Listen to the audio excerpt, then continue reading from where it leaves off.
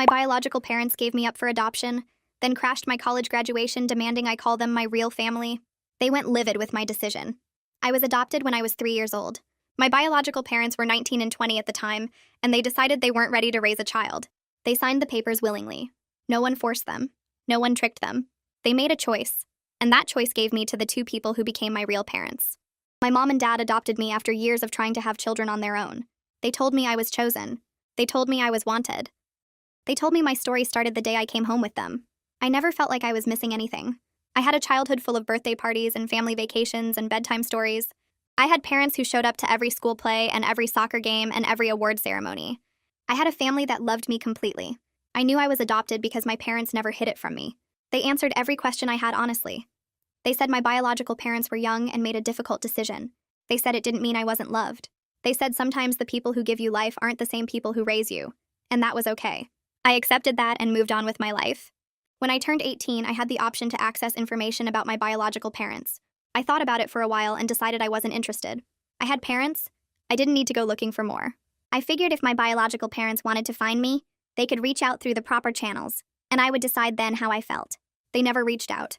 Not when I turned 18. Not when I turned 19 or 20. I assumed they had moved on with their lives just like I had moved on with mine. Then I graduated from college last spring. It was a big day for my family. My parents drove 4 hours to be there. My grandparents came. My aunt and uncle came. Everyone was so proud of me for being the first person in my family to finish a 4-year degree. After the ceremony, we were all standing outside taking pictures when two strangers walked up to our group, a man and a woman in their early 40s. They stood there staring at me with tears in their eyes. The woman said my name, not the name my parents gave me. The name that was on my original birth certificate before the adoption was finalized. I didn't respond because that wasn't my name. She said it again, and then said she was my mother. She said they had been looking for me for years. She said they made a mistake giving me up and they wanted to make things right. She said they were ready to be my parents now. My mom stepped forward and asked who these people were. The woman looked at her and said she was my real mother, and she was here to take me back. She said it like I was a borrowed item being returned to its rightful owner. My dad asked them to leave. The man who was apparently my biological father got angry. He said they had every right to be there. He said I was their flesh and blood and no piece of paper could change that. He said they spent 20 years regretting their decision, and they weren't going to waste any more time. He said I belonged with them. I stood there frozen while my two families faced each other. My biological mother kept trying to touch my arm. She kept calling me by that old name. She kept saying things like, "We have so much to catch up on, and I can't wait to show you where you really come from." My mom was shaking. My dad looked like he was ready to physically remove these people. My grandparents didn't know what to do. My graduation day turned into a confrontation in a parking lot. I finally found my voice. I told them to stop. I told them I didn't know them. I told them the people standing behind me were my parents and they needed to leave. My biological mother started crying. She said I was confused. She said the people who raised me had brainwashed me against her. She said if I just gave her a chance, I would see that she was my real family. She said blood was thicker than water, and I would understand that eventually. She said they had been watching me from a distance for years, waiting for the right moment to reconnect. I asked what she meant by watching me. She said they found me online a few years ago. They saw my high school graduation pictures. They saw my social media posts. They knew what college I attended. They knew what I was studying. They had been following my life without ever reaching out directly, because they wanted to wait until I was old enough to make my own decisions. I told them they made their choice 2 decades ago, and I was making my choice now. I told them they made their choice 2 decades ago, and I was making my choice now. My biological father's face turned red, and he started yelling about how ungrateful I was. He said they gave me life, and I owed them at least a conversation. My dad stepped between us and told him if he didn't leave immediately, he was calling campus security. My biological mother grabbed her husband's arm and pulled him back, still crying and saying my birth name over and over like it would somehow make me respond. They finally started walking away, but she kept turning around to look at me. My whole body was shaking. Kayla put her arm around my shoulders and asked if I was okay. I couldn't answer because I didn't know. My mom looked like she wanted to either cry or scream or maybe both at the same time. Her hands were trembling and she kept opening and closing them like she didn't know what to do with them. My grandparents just stood there looking shocked. My aunt had her phone out like she'd been ready to call the police. The other families who had been taking pictures nearby were staring at us. I felt like everyone had just watched me get ambushed on what was supposed to be one of the best days of my life. We ended up going back to my parents' hotel room instead of the nice restaurant where we had lunch reservations. Nobody knew what to say at first. We all just sat there in this uncomfortable silence. My dad kept pacing back and forth between the window and the door. He kept muttering things about restraining orders and harassment and how those people had no right. My grandparents sat on the couch looking stunned. My grandma kept reaching over to pat my hand, but she didn't say anything. My aunt kept checking her phone like she was looking something up. My mom sat next to me on the bed and I could feel her shaking even though she was trying to hold it together. Kayla texted her parents because they're both retired. Her dad used to be a cop and her mom was a therapist before she retired. She stepped out into the hallway to call them and came back about 10 minutes later with actual advice instead of just anger and confusion. Kayla said her parents recommended we document everything that happened while it was still fresh in our minds. They said we should write down every word we could remember and take photos of anyone who might have witnessed what happened. They said if my biological parents tried to contact me again, we'd want a record of this first incident. My dad immediately grabbed the hotel notepad and pen from the desk. I started writing down everything I could remember from the parking lot. What my biological mother said when she first walked up. What my biological father said when my dad asked them to leave. How she kept using that name from my birth certificate. How they said they'd been watching me online for years. My mom sat next to me and made a timeline of when they said what. She wrote down that they approached us right after the ceremony ended while we were taking pictures. She noted that they knew where I went to college and what I was studying even though I never told them. She wrote down that they claimed to have been following my social media without ever reaching out directly. My dad went back to the graduation venue with my uncle. They took photos of the parking lot where the confrontation happened. They got contact information from 2 other families who had been standing nearby taking pictures when my biological parents walked up. One mom said she heard the whole thing and would be happy to write down what she witnessed if we needed it. Another dad said he took a video of his own daughter and accidentally caught part of our confrontation in the background. He offered to send us the file. My dad thanked them both and came back to the hotel with their phone numbers and email addresses. He looked relieved to have something concrete to do instead of just sitting around feeling angry and helpless. That night, I couldn't sleep. I kept thinking about what my biological mother said about watching me for years. I grabbed my phone and started going through all my social media accounts. My Instagram was public. My Facebook was mostly public except for some privacy settings I'd set up in high school. My Twitter was completely open. I went back through years of posts trying to figure out how much of my life they could see. They could see my high school graduation photos from 4 years ago. They could see pictures from family vacations and birthday parties. They could see posts about getting accepted to college and choosing my major. They could see photos of me and Kayla at football games and campus events. They could see everything. I felt sick looking at my own photos knowing these strangers had been scrolling through them and collecting information about me without my knowledge or permission. It felt like a different kind of invasion. Like they'd been standing outside my window watching me live my life. I got up early because I still couldn't sleep. I went through every social media account I had and changed all my privacy settings to private or friends only.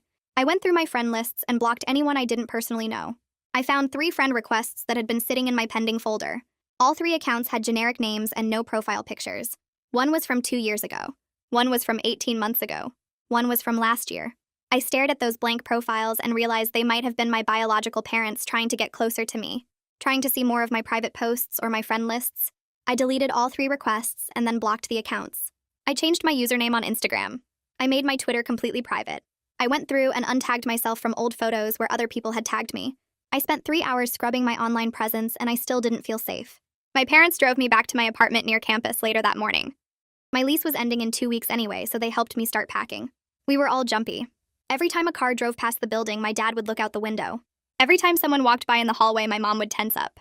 I kept expecting my biological parents to somehow know where I lived and show up at my door.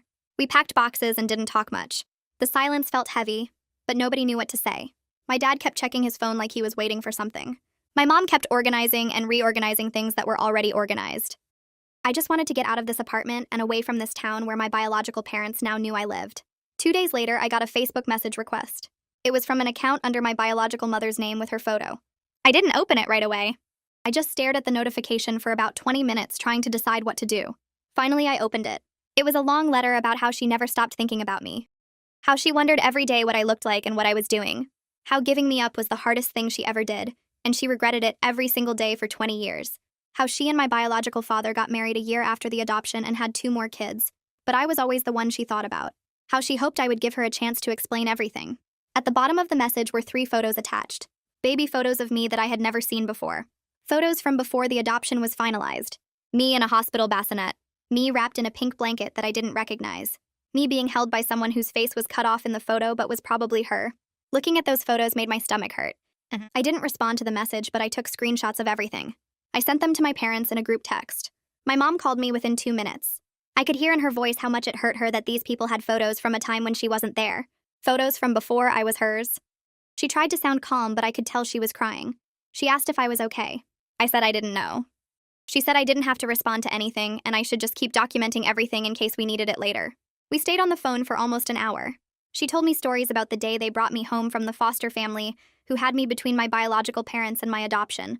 She told me about the first time I called her mama.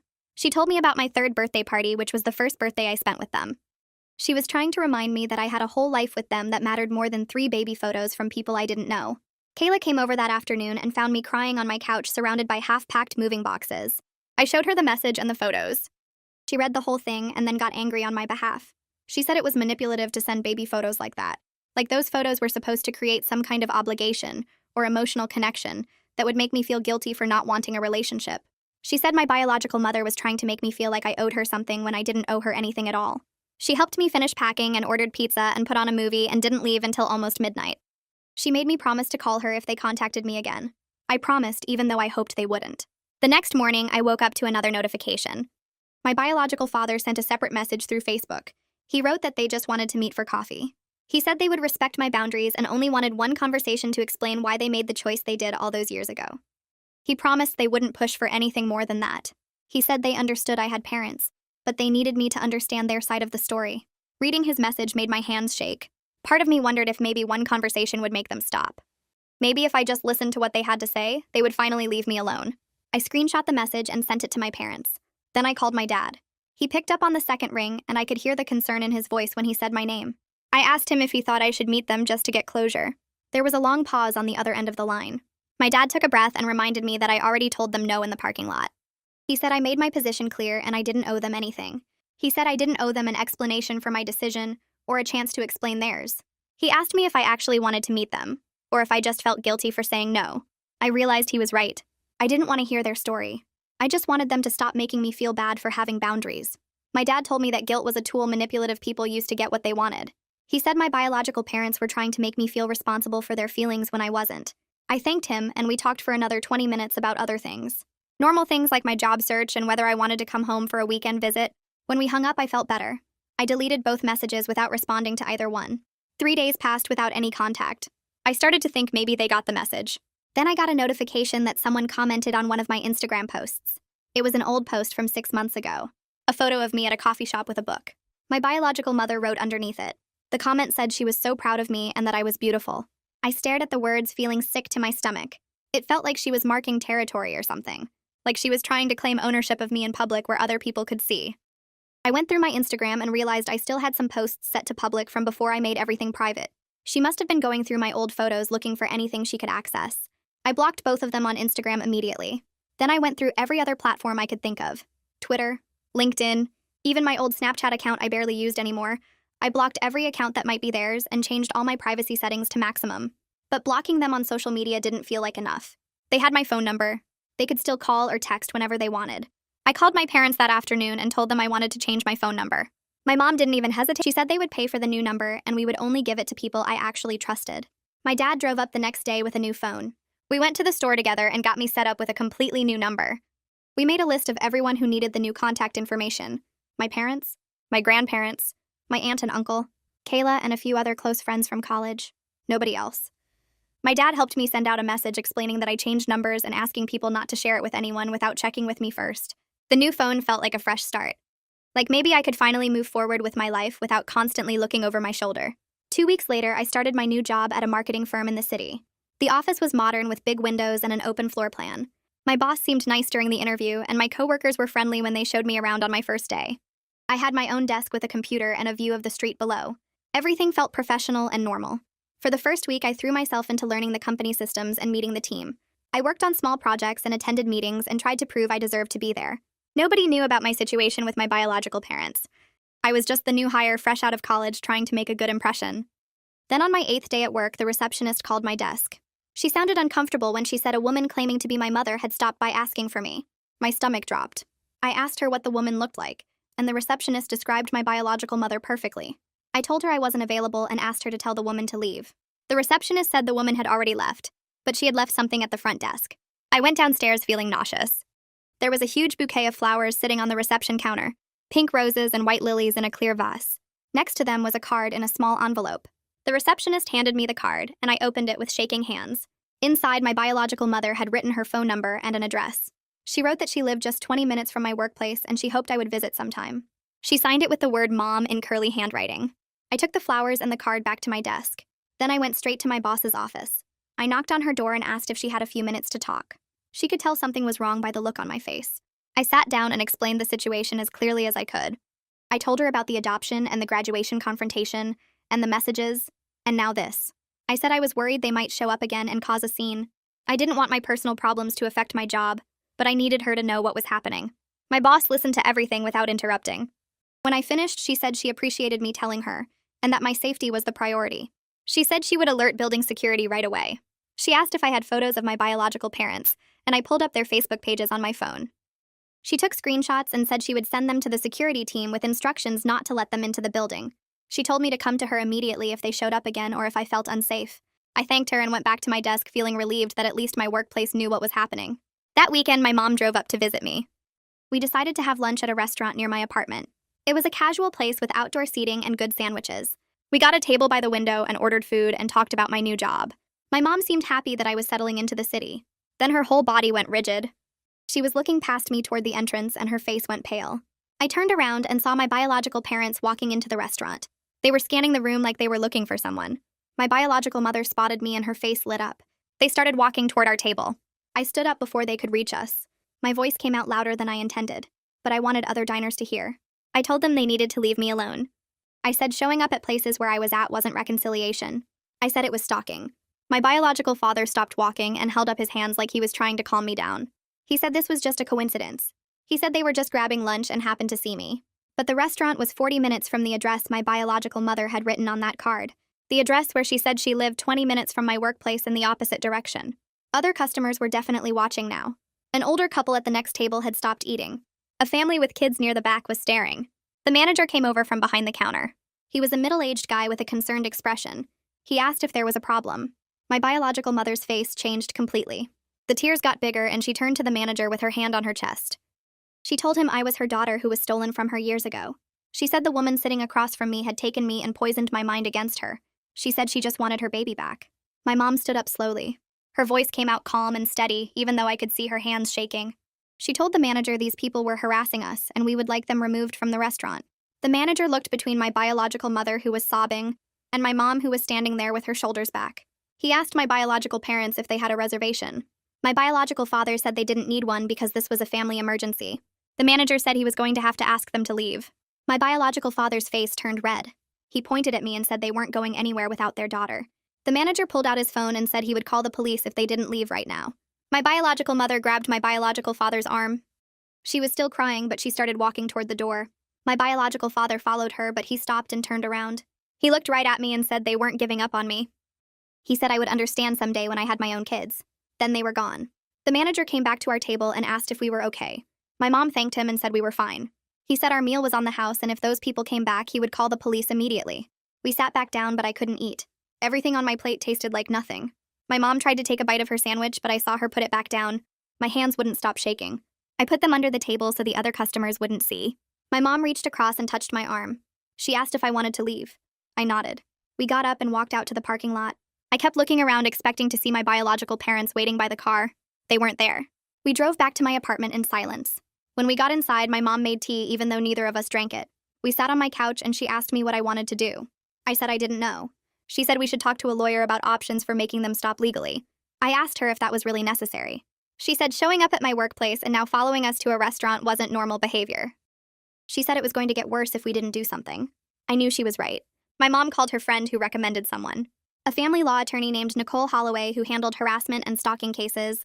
My mom got me an appointment for the following Tuesday. The next few days I jumped every time my phone buzzed. I checked the windows before leaving my apartment. I took different routes to work. On Tuesday morning, I drove to Nicole's office in a building downtown. The waiting room had gray chairs and magazines about home decorating. A woman came out and introduced herself. She had dark hair pulled back and wore a blue suit. She shook my hand and led me to her office. The office had a big desk and shelves full of law books. She told me to sit down and asked me to explain what was happening. I started with graduation and told her everything. The parking lot confrontation, the Facebook messages, the flowers at work, the restaurant. She took notes the whole time. When I finished, she put down her pen. She said biological parents often felt entitled to access even after adoption. She said that entitlement could escalate into dangerous behavior. She asked if they had ever threatened me directly. I said no, but the way they talked about me made me feel like property. She nodded and wrote something else down. Nicole explained I could send a cease and desist letter first. She said it would clearly state I didn't want any contact, and that further attempts would be considered harassment. If they continued after that, we could pursue a restraining order. She asked detailed questions about every interaction. What exact words did they use? What time did they show up at my work? How long did they stay at the restaurant? I answered everything, but halfway through, I realized how much this had already escalated. It had only been 3 weeks since graduation. 3 weeks, and they had found my workplace, followed me to lunch, and contacted my extended family. Nicole must have seen something on my face because she stopped writing. She said I was doing the right thing by taking action now. She said people like this didn't usually stop on their own. We spent the next hour drafting the cease and desist letter. Nicole read parts of it out loud to make sure the language was clear. The letter stated I was an adult who had been legally adopted as a child. It said I had clearly communicated I didn't want contact with my biological parents. It said any further attempts to contact me directly or indirectly would be considered harassment. It said I would pursue legal action if they didn't stop. Nicole said she would send it via certified mail, so we had proof they received it. I signed the letter and wrote a check for her retainer. Walking out of her office, I felt better and worse at the same time. Better because someone was finally taking this seriously. Worse because I needed a lawyer to make my own biological parents leave me alone. For 5 days, nothing happened. My phone stayed quiet. Nobody showed up at work. I didn't see them anywhere. I started to hope the legal letter had scared them off. Maybe they finally understood I was serious. Maybe they would move on and leave me alone. On Saturday morning, I was getting ready to go grocery shopping when my phone rang. It was the doorman from my apartment building.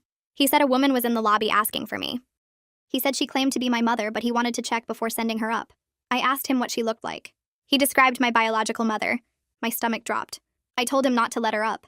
I said she wasn't supposed to be contacting me and I would call the police. He said he would keep her in the lobby.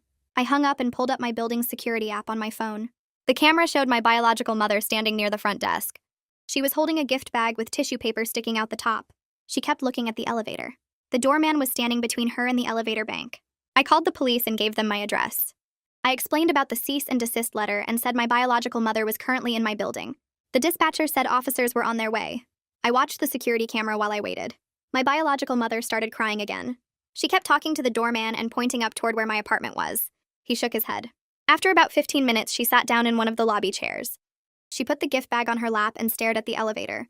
5 minutes later, she got up and tried walking toward the elevator. The doorman stepped in front of her. She sat back down. 20 minutes after I called, 2 police officers walked into the lobby. My biological mother stood up fast. One officer talked to the doorman while the other one talked to her. I couldn't hear what they were saying, but I saw her crying and gesturing. The officer took notes.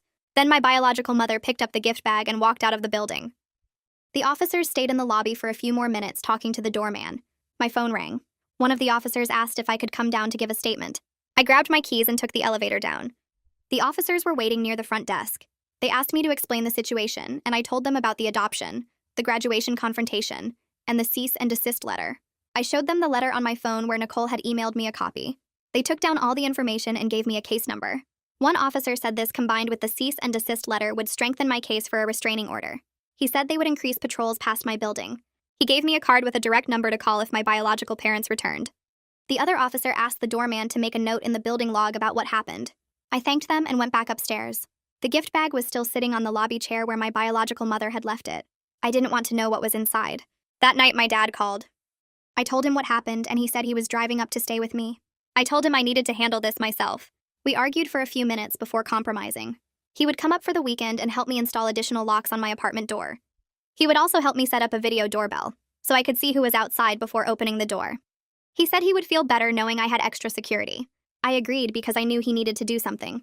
The next morning, he showed up with a bag full of locks and tools. We spent the afternoon installing everything. The new deadbolt was stronger than my old one. The video doorbell connected to my phone so I could see and talk to whoever was at my door. My dad tested everything twice to make sure it worked. Before he left, he made me promise to call if anything else happened. I promised. After he drove away, I sat in my apartment looking at all the new locks. Part of me felt safer. Part of me felt scared that I needed them at all. I met with Nicole 3 days after the police report. She sat across from me in her office and laid out everything we could do legally. The temporary restraining order would go through fast, maybe within a week. It would stop my biological parents from coming near me or contacting me while we waited for the full court hearing. The hearing would be scheduled about 3 weeks out, and that's where a judge would decide if the restraining order should last longer.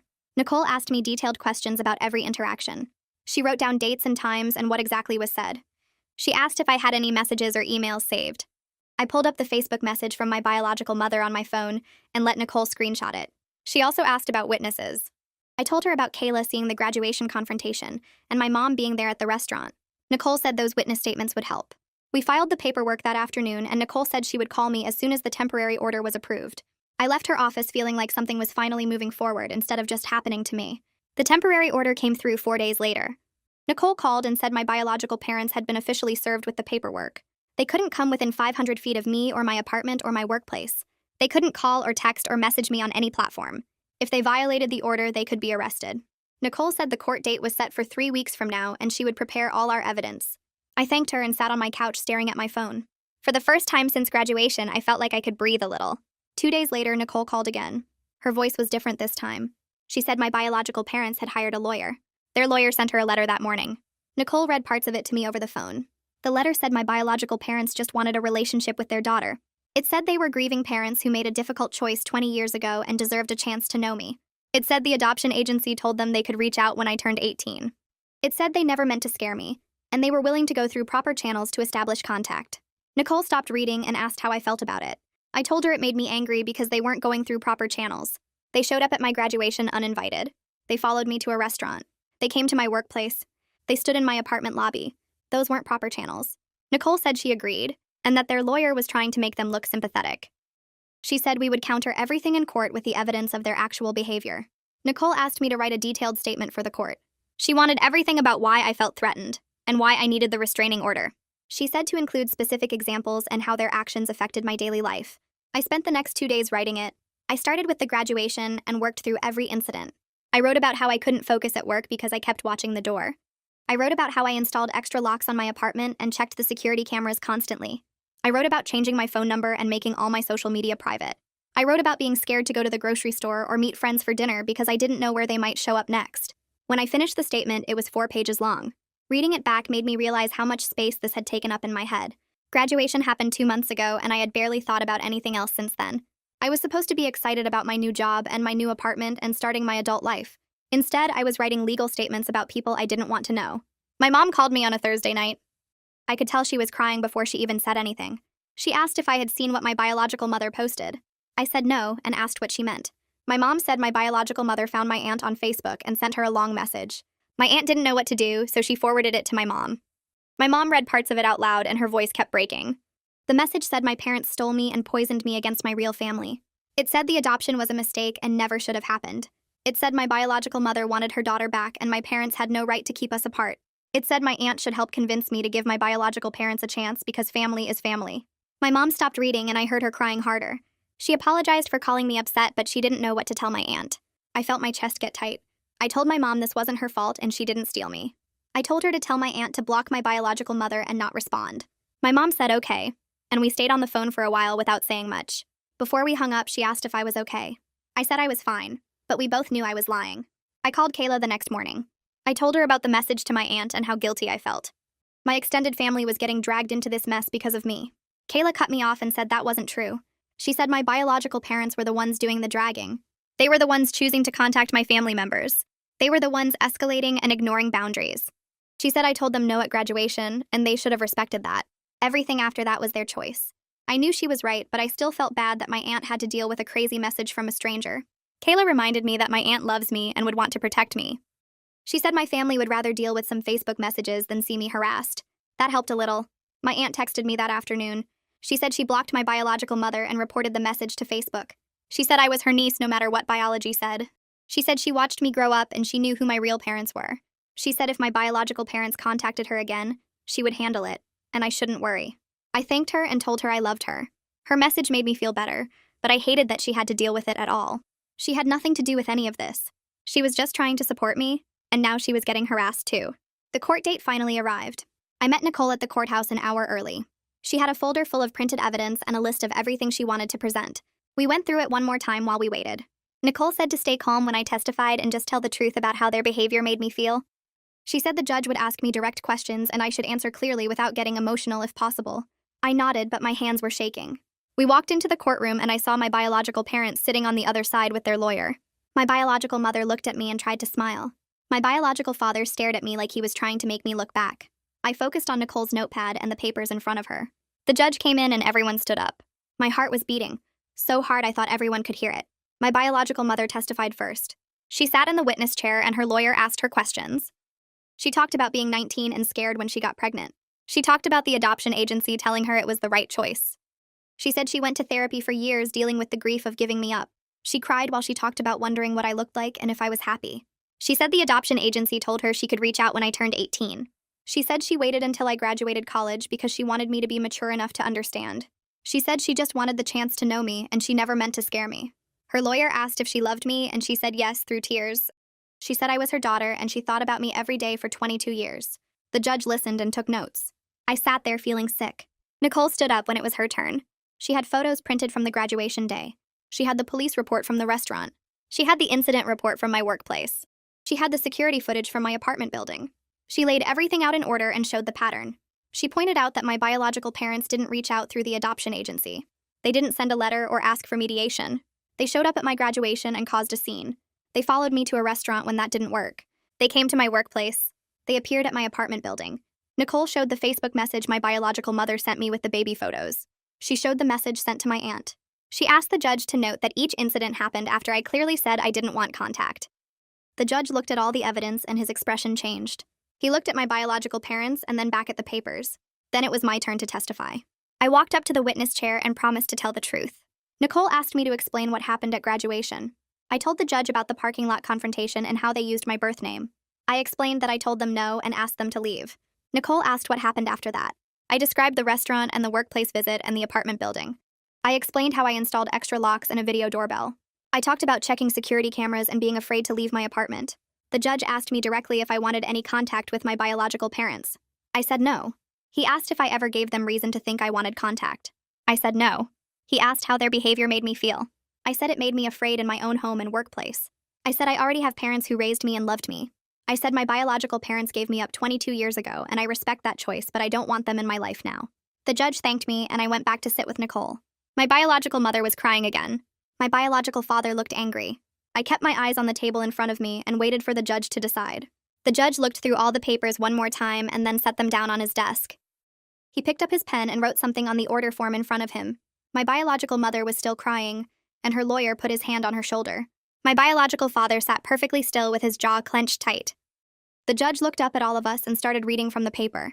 He granted a restraining order for 1 full year starting today. No contact of any kind. No phone calls, no messages, no emails, no letters, no showing up at my home or workplace, no third-party contact through other people, no indirect contact of any kind. If they came within 500 feet of me, it would be a violation. If they contacted anyone in my family, it would be a violation. The judge said the evidence showed a clear pattern of boundary violations and escalating behavior. He said my biological parents had multiple opportunities to respect my clearly stated wishes, and they chose not to. He said a restraining order was necessary to protect my safety and peace of mind. My biological parents both turned to look at me when he finished reading. My biological mother's face was red and wet from crying. My biological father looked angry, but also confused, like he genuinely thought the judge would side with them because we shared DNA. Their lawyer started gathering his papers and whispering to them. I heard him say something about how they needed to take this seriously now. Nicole touched my arm and asked if I was okay. I nodded, but I felt shaky all over. We walked out of the courthouse into the afternoon sun. My legs felt weak and I had to stop on the steps to catch my breath. Nicole stood next to me and waited while I pulled myself together. She said I did really well in there and the judge clearly understood the situation. Then she said something that made my stomach drop. She said some people violate restraining orders. She said I needed to stay alert and document anything that happened. If they contacted me at all, I should call the police immediately and save any evidence. She said violations could result in arrest, but that didn't always stop people who felt entitled to access. I asked her if she thought they would try to contact me again. She said she couldn't predict what they would do, but the pattern of behavior suggested they didn't respect boundaries. She gave me her card again and told me to call her anytime, day or night, if anything happened. I put the card in my wallet and watched her walk to her car.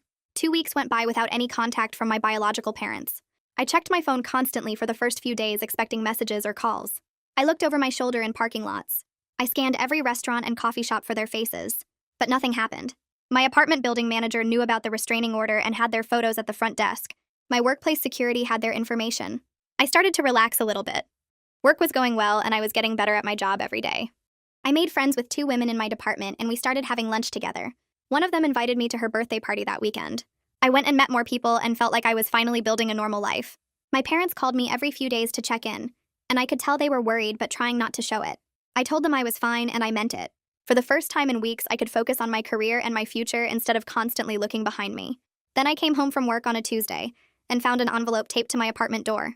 No return address, no stamp. Just my name written in handwriting I didn't recognize. My hand started shaking as I pulled it off the door. I went inside and locked all 3 locks before I opened it. Inside was a long handwritten letter on lined notebook paper. The handwriting was messy and rushed. It was from my biological mother. She wrote that the judge didn't understand the situation. She wrote that I was her daughter no matter what any court said. She wrote that she knew I was confused and scared, but she would wait as long as it took for me to come around. She wrote that she thought about me every single day for 22 years, and she wasn't going to give up now. She wrote that blood was thicker than water, and eventually I would realize that. She wrote that she loved me and she would always love me no matter what. The letter was 3 pages long and got more desperate sounding with each paragraph. At the bottom, she wrote that she understood I needed time, but she would be here whenever I was ready. I took photos of the envelope and the letter with my phone. Then I put everything in a plastic bag and drove straight to the police station. The officer at the desk remembered me from before. I showed him the letter and explained about the restraining order. He made copies of everything and added it to my case file. He said they would contact my biological mother's lawyer to warn her that she had already violated the order. He said if it happened again, she could be arrested. I asked him how she knew where I lived since I moved after the restraining order was granted. He said she probably followed me from work or asked around. He said people who violate restraining orders often do surveillance first. That made me feel sick. I drove home checking my mirrors the whole way. 3 days later, I was at work when an email came through to my work address. The subject line said, "Please read this." It was from my biological father. He wrote that my biological mother was devastated by the restraining order. He wrote that I was being cruel and unreasonable. He wrote that family was supposed to forgive each other, and I was acting like they had abused me when all they did was love me. He wrote that they gave me life and I owed them at least a conversation. He wrote that my adoptive parents had poisoned me against them. He wrote that if I would just give them one chance, I would see they were good people who made a mistake when they were young. He wrote that they had rights as my biological parents, and no court could take that away. The email was even longer than the letter, and it made me angry instead of scared. I forwarded it to Nicole, and then I called the police station. Nicole called me back within an hour. She said both my biological parents were now facing consequences for violating the restraining order. She was filing paperwork for a violation hearing. They would both get court summons. She said the judge would not be happy about this since the order was only 2 weeks old. I forwarded her the police report number from the letter incident too. She said having 2 violations this close together would strengthen the case. She asked me to document anything else that happened no matter how small. She said we were building a pattern of evidence that showed they had no intention of respecting the court order. The violation hearing was scheduled for 3 weeks later. I had to go back to the same courthouse and sit in the same room. This time the judge looked angry before anyone even started talking. He had both violation reports in front of him. He asked my biological parents' lawyer if his clients understood what a restraining order meant.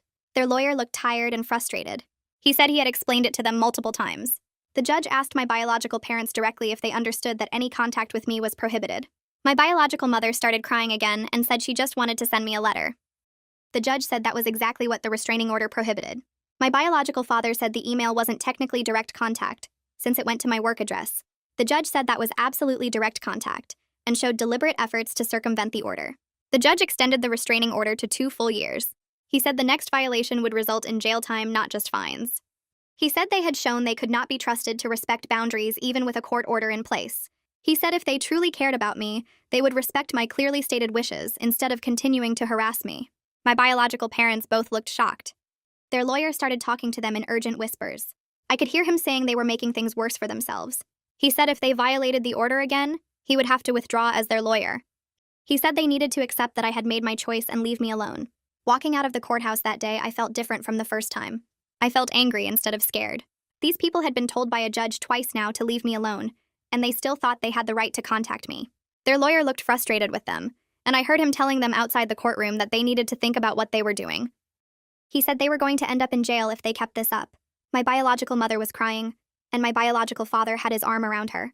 Neither of them looked at me as I walked past with Nicole. A month went by with no contact. Then another week. Then another.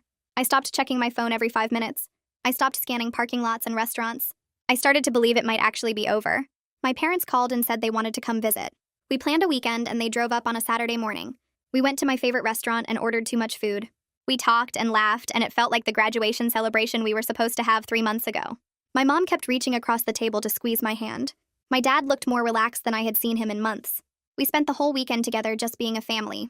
No drama, no legal problems, no biological parents showing up, just us. When they left on Sunday afternoon, my mom hugged me tight and told me she was proud of me.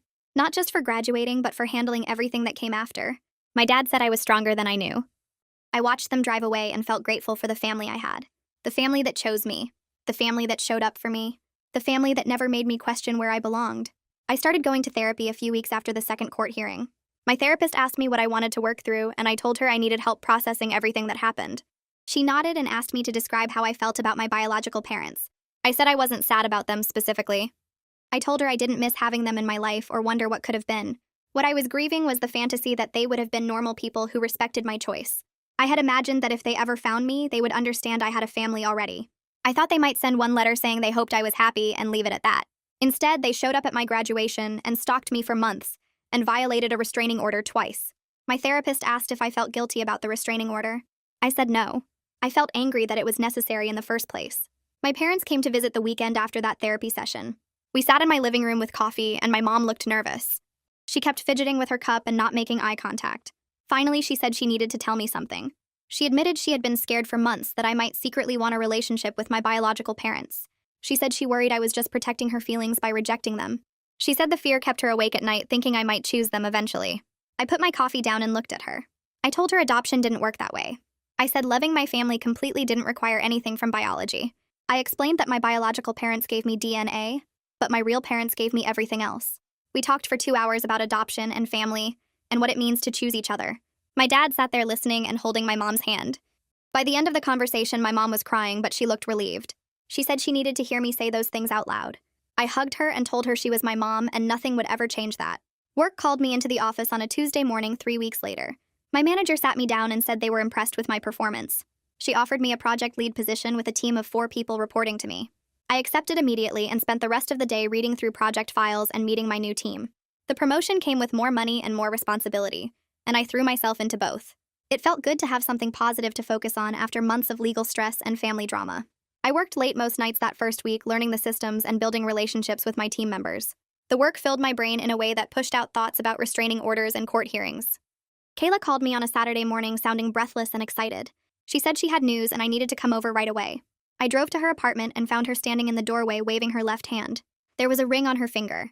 She got engaged the night before and wanted me to be her maid of honor. I screamed and hugged her, and we spent the whole afternoon looking at wedding dresses online. Over the next few months, I helped plan her bachelorette party and went dress shopping with her and her mom. We drove to 3 different bridal shops, trying on dresses and drinking champagne. Planning her wedding gave me back the fun milestone moments that graduation was supposed to be. We laughed until we cried in dressing rooms and stayed up late picking out centerpieces and arguing about color schemes. It felt normal and happy and completely separate from everything else. I met someone at a work happy hour in late summer. A friend from another department brought her boyfriend and he brought his roommate. We started talking about a TV show we both watched and ended up sitting together the whole night. He asked for my number and we went to dinner the following week. Dating him was nice because he knew the basic situation with my biological parents, but didn't treat me like I was broken. He listened when I needed to talk about it and changed the subject when I didn't.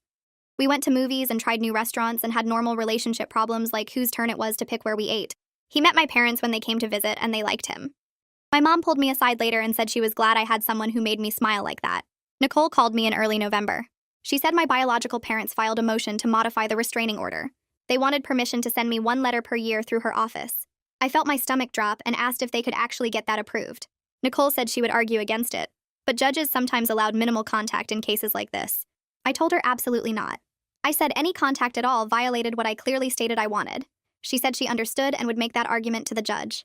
The hearing happened 2 weeks later and I didn't have to attend. Nicole called me afterward and said the judge denied their motion. He told my biological parents to stop filing requests that went against my expressed wishes. He warned them that continued attempts to modify the order would be viewed as harassment. Nicole sounded satisfied when she told me. She said the judge was clearly tired of seeing them in his courtroom. A week after that hearing, I got a LinkedIn message from someone with my biological mother's last name. The message said she was my biological mother's sister. She wrote that she understood I needed space, but hoped someday I would be open to knowing my biological family. She said they all wanted to respect my boundaries, but also wanted me to know they existed. I stared at the message for a long time. Then I blocked her account and deleted the message. I called Nicole and told her what happened. She said it wasn't technically a violation since it came from a different person, but it showed the whole family was involved in trying to reach me. She updated her files with the information. I realized something sitting in my apartment after blocking that account. My biological parents and their extended family might never fully respect my boundaries. They might keep trying different approaches and finding new ways to make contact. The best I could do was maintain the legal barriers and build my life around people who actually respected me. I couldn't control what they did, but I could control how I responded. I could keep blocking them and documenting their attempts and living my life anyway. That realization felt heavy, but also freeing in a way.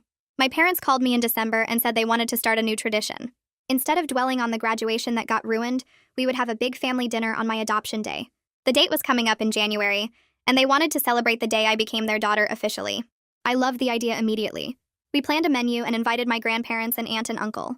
When the day came, everyone drove to my parents' house and we cooked together all afternoon. My mom made my favorite pasta and my dad grilled chicken. My grandma brought her famous chocolate cake. We sat around the table for hours eating and talking and laughing. My dad gave a toast about the day they brought me home 20 years ago. He said it was the best day of his life. My mom cried happy tears and squeezed my hand across the table. We took family photos in the living room and I felt grateful for every single person there. These were the people who chose me and showed up for me and never made me question where I belonged. This was my real family, and nothing about biology could ever change that. A year passed and I barely thought about my biological parents anymore. Work kept me busy with new projects and client presentations. I got promoted to senior marketing associate with my own office and a team of 3 people reporting to me. My boyfriend and I celebrated our 1-year anniversary at the same restaurant where we had our first date. He met my parents over the holidays and they loved him immediately. My mom pulled me aside in the kitchen and said she could see how happy I was. The restraining order had 6 months left and I already planned to file for a renewal. My biological parents stayed quiet the whole time. No letters, no surprise visits, no attempts through other family members. Part of me wondered if they finally understood, but I knew better than to let my guard down completely. Kayla's wedding arrived in early fall and I stood next to her in a bridesmaid dress holding her bouquet while she said her vows. The reception was at a barn decorated with string lights and wildflowers. When it came time for the maid of honor speech, I walked up to the microphone feeling nervous but ready. I talked about how Kayla showed up for me during the hardest time of my life. I said real family isn't about biology or DNA tests. Real family is the people who answer your phone calls at 2 in the morning. Real family is the people who sit with you in courtrooms and help you change your locks and remind you that you're not crazy for setting boundaries. Real family shows up consistently without needing to be asked. I looked out at the crowd and saw my parents sitting at their table. My mom had tears running down her face and she mouthed the words, "I love you." My dad smiled and nodded like he was proud. I finished the speech and everyone clapped and Kayla hugged me so tight I could barely breathe. My boyfriend and I found a bigger apartment closer to both our jobs. 2 bedrooms with actual closet space and a dishwasher that worked. We signed the lease and I felt good about the fresh start. I didn't tell my aunt and uncle the new address right away. I gave it to my parents and Kayla and left it at that for the first few months. My biological parents had never been to this building. They didn't know what neighborhood I lived in now. They had no idea where to find me, and that felt safe. I decorated the living room with plants and hung photos of my real family on the walls. Every morning, I woke up in a home that belonged to me and my boyfriend, and nobody else had claim to it. My life felt really good for the first time since graduation. I had people around me who I chose and who chose me back. My parents called every Sunday just to check in. Kayla and I got lunch twice a month and talked about everything except my biological parents. Work challenged me in ways that made me better at my job. My boyfriend knew my coffee order and surprised me with my favorite takeout when I had bad days. My biological parents existed somewhere out there as 2 people who made a decision 20 years ago. I made my decision too. The family who raised me is my real family. That will never change no matter how many letters get sent or how many times someone tries to tell me blood matters more than love. I know the truth and I'm done explaining it to anyone.